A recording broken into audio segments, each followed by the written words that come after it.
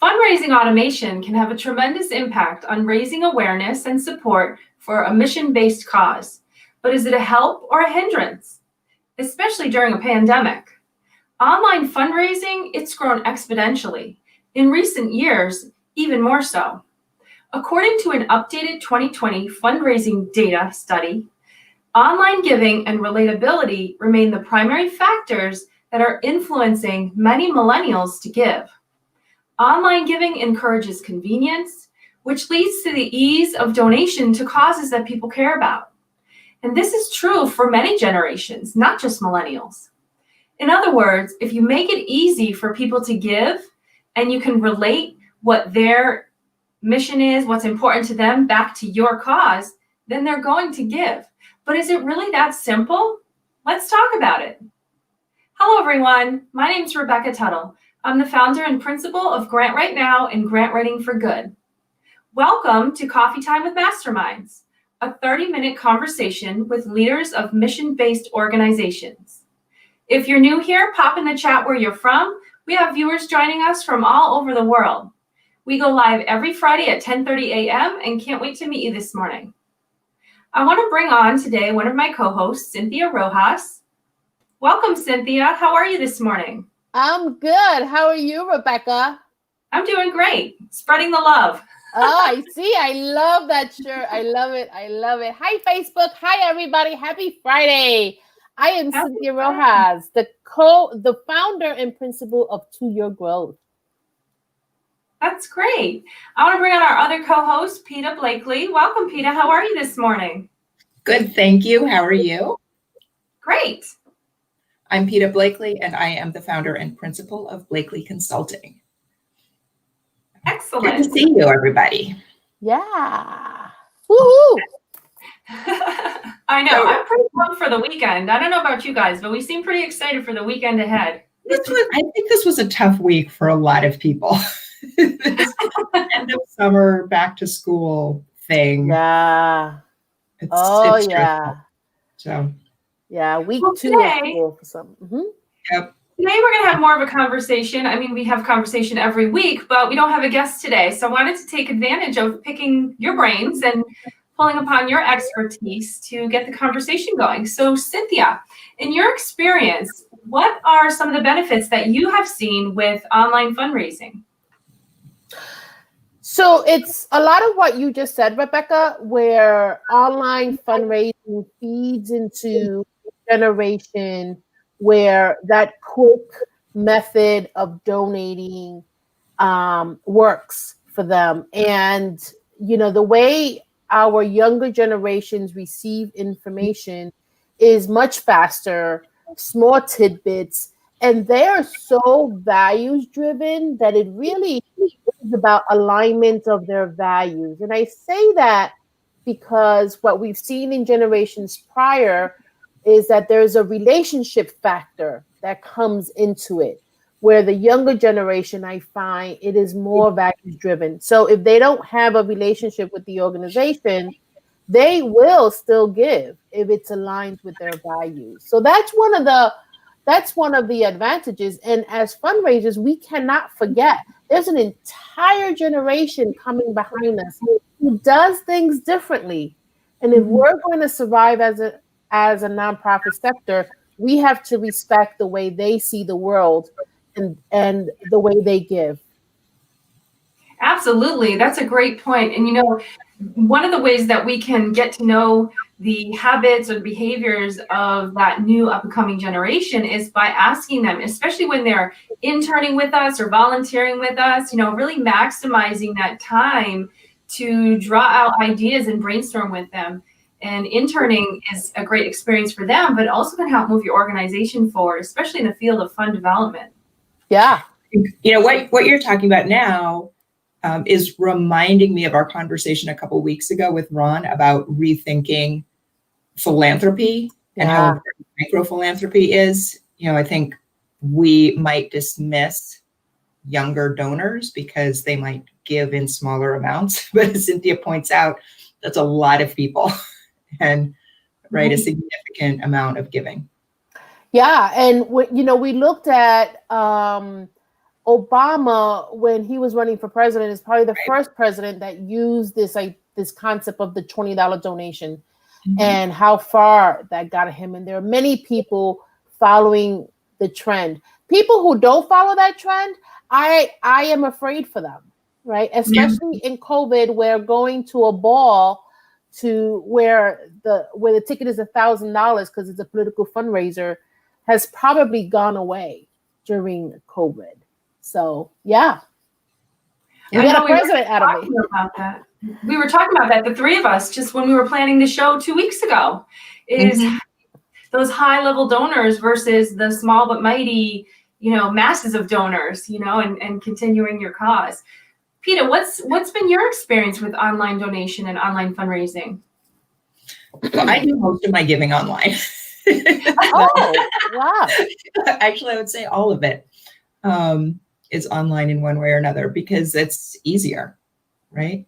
I think there are two different things to consider.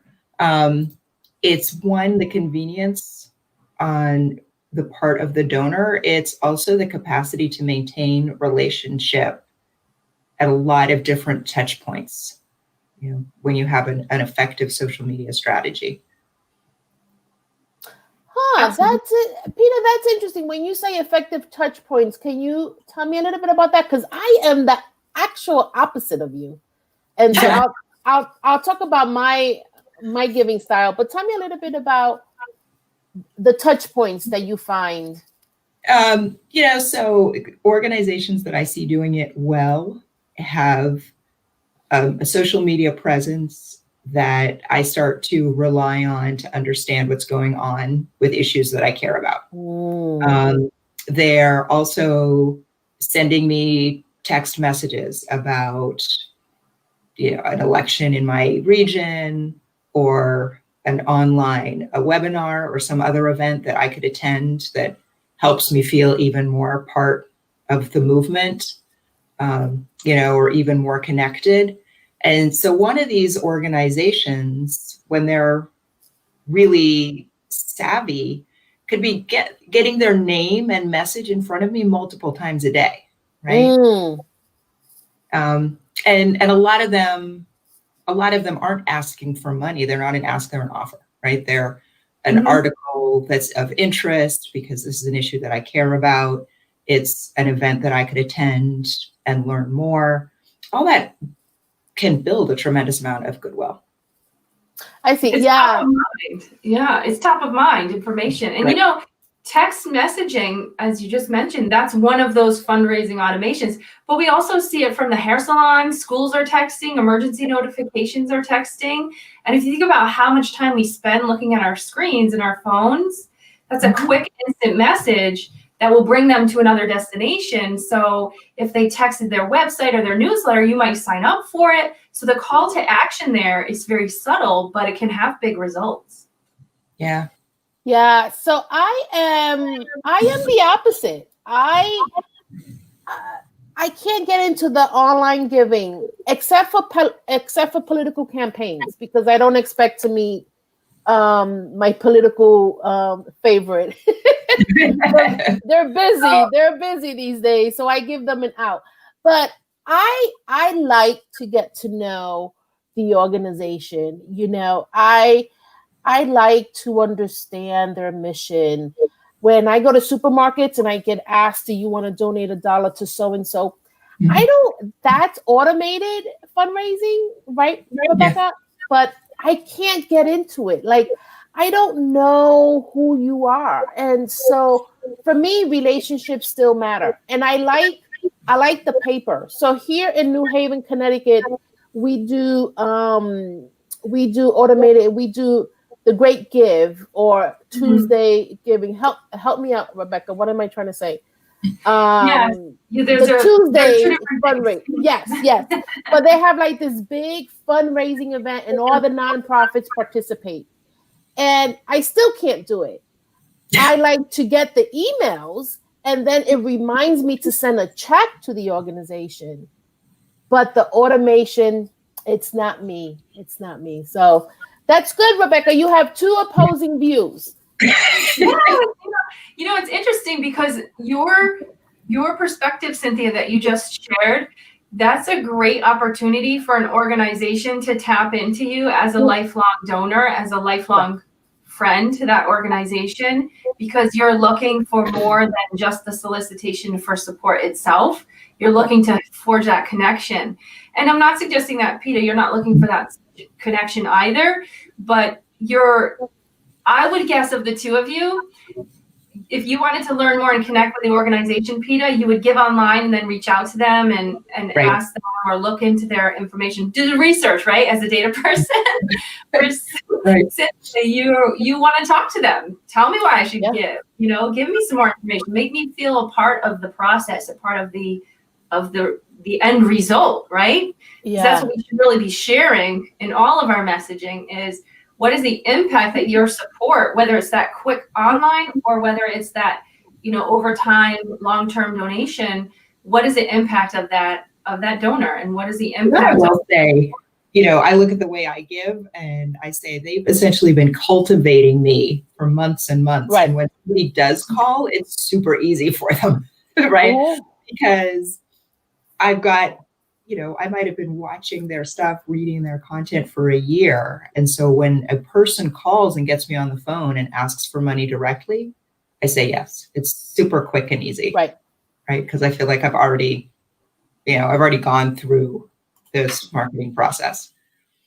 Oh, so, yeah. Every great fund development plan or strategy should include both. You're making a really good point, Peter, a great point, in that by the time they do an ask, they would have already cultivated you without ever meeting you, which is the right way to do fundraising, right? First the cultivation and then the ask. So it's easy peasy. So you have wonderful organizations that are engaging you in a really strategic way. Yeah. And I think that's what's a little bit hard about it. Is building up this infrastructure. There's a lot of work on the back end to create a system that is this sophisticated. And there might be some resistance from organizations that are comfortable with how they've been doing it, right?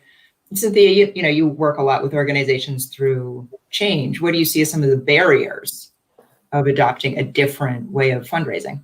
Yeah, well, I've seen a couple. So we have, if your fund development person is a traditional fundraiser, right, where they do donor stewardship and they do cultivation, the automation can be off-putting to you.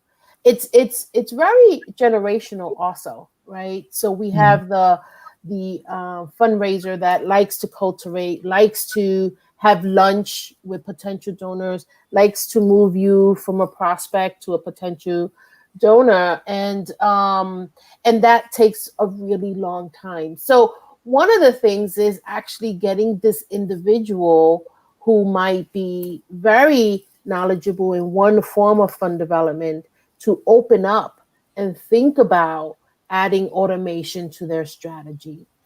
It's difficult because the automation is also geared toward a very particular generation, or maybe even two generations, because the Generation Zs, are coming into the work world. So they are going to start building wealth and start donating as well. And so, we have to develop the current generation, or the current traditional fundraiser needs to also respect and learn about these two generations so that they can incorporate them. So I think the challenge is the mind shift, that it's a different day and it's a different way, and that's okay too. That's okay too. Yeah. We have a comment here I'm going to pull up. I don't know, Peter, if you would like to read it.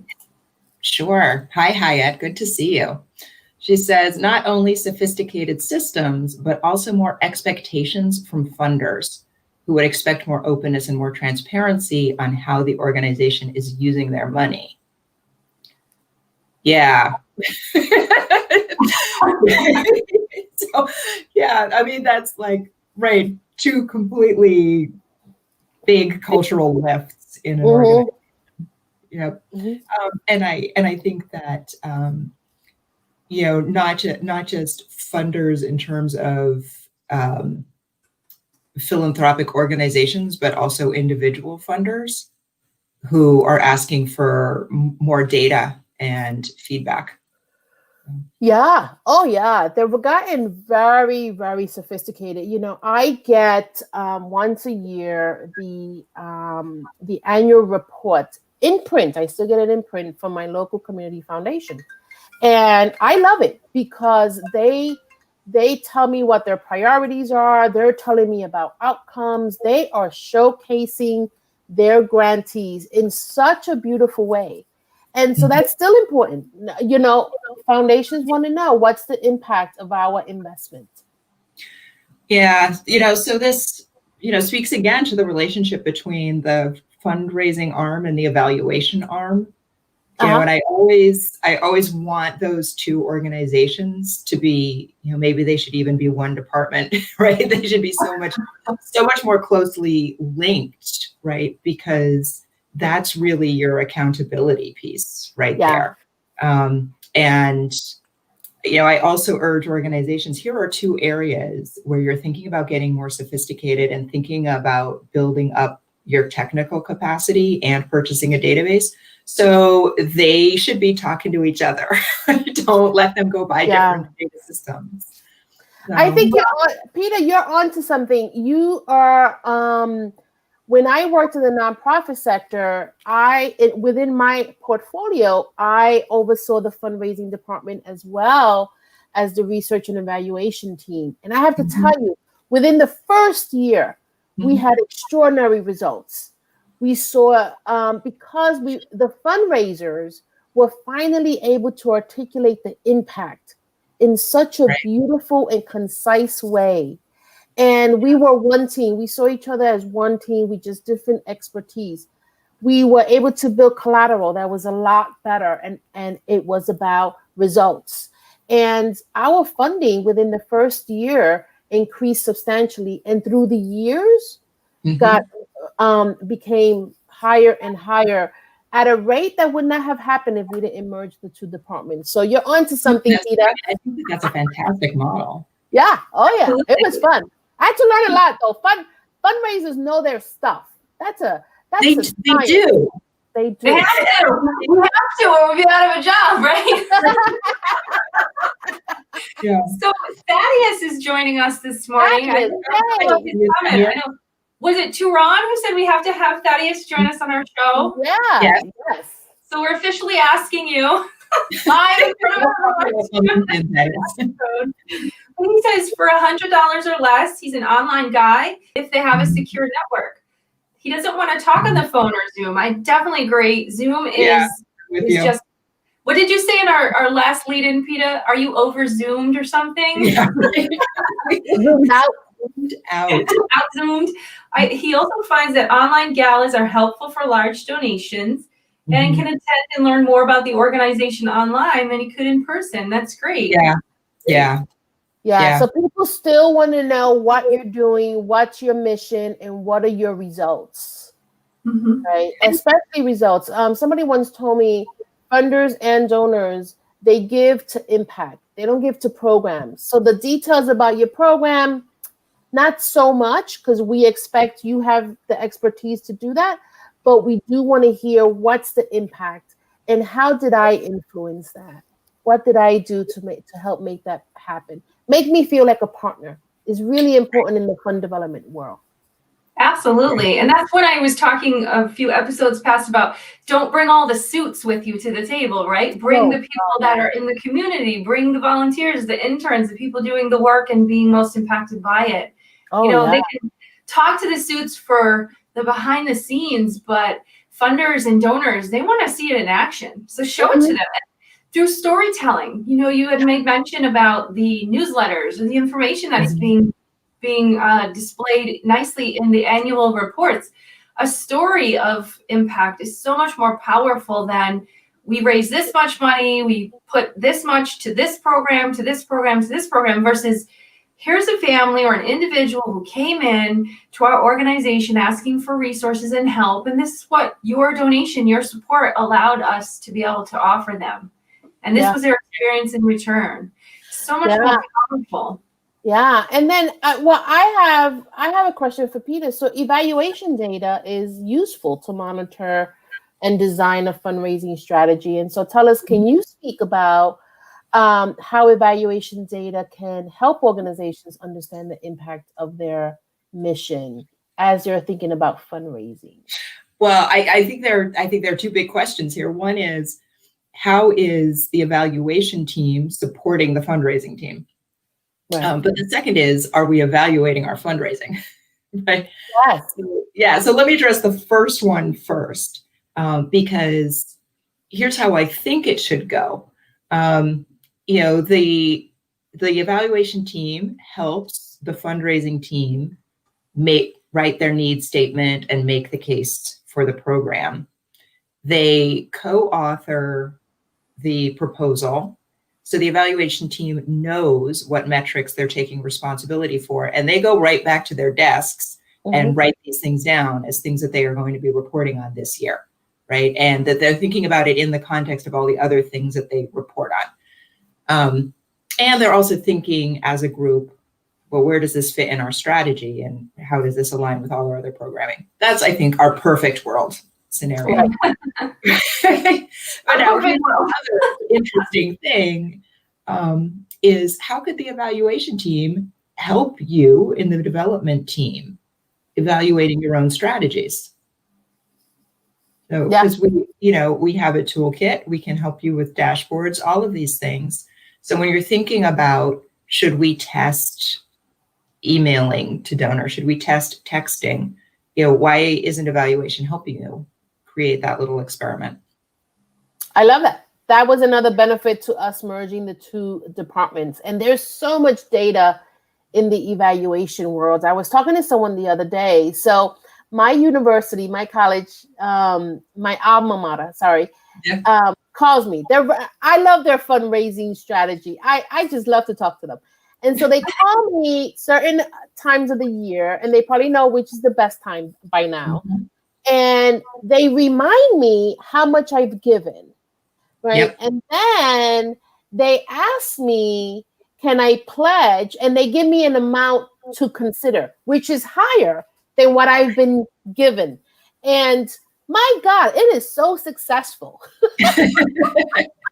They probably figure you'll come either at that, given your history, or you'll come somewhere in between the two numbers. Yeah. Yes.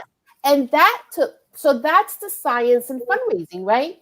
Rebecca, we don't just make up these numbers. There's a real process and protocol to how you grow a donor's donation. And my alma mater does it very well, very well. I don't know how much I've given them, but it's been a lot. It doesn't feel like a lot though, because they call me throughout the year. They know.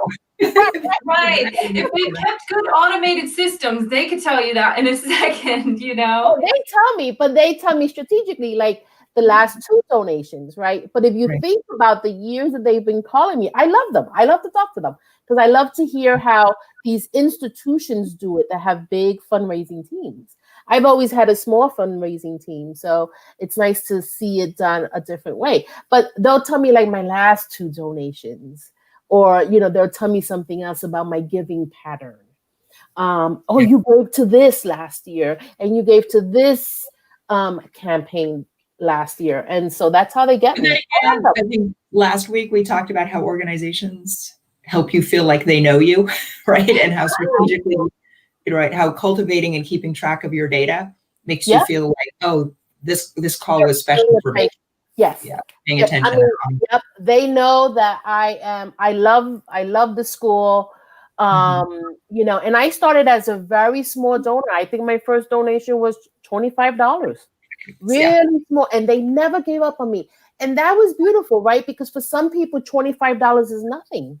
Right. Yeah. And so what they did was that they stuck with me, and it's been 5 or 6 years, and they call me 3 times a year like clockwork. I could almost time it. I want to get to time it. Yeah. I want to get to May's question. Yeah. how do I connect 3 districts when their needs are different, especially when they do not want to align their vision, even though we're experiencing the same challenges? Oh. Well, I think So- that's again where your evaluation plan comes into place, because you Yeah. can show them actually visualize for them the way that they do maybe align in some areas. Not all, right? Because you don't have to agree 100% on everything. I think if you're thinking far enough forward in terms of your vision, it's aligned, right? I can't imagine that that school districts have a vision that is something other than children who are thriving, and particularly thriving educationally, right? If that's not your vision, you should probably get out of the school business, right? So Makes sense. alignment at that level. Let's assume that they probably have, and may speak up if I'm misinterpreting, differences in execution, right? Mm. Different ways that they are approaching, or different problems or challenges that they've identified as the most urgent in their region. And I don't see that as a misalignment. I actually see that as multiple strategies with the same vision, and can absolutely, May says, oh, you'll be surprised. You'll be surprised. Can absolutely have measures that are in common, right? Yeah.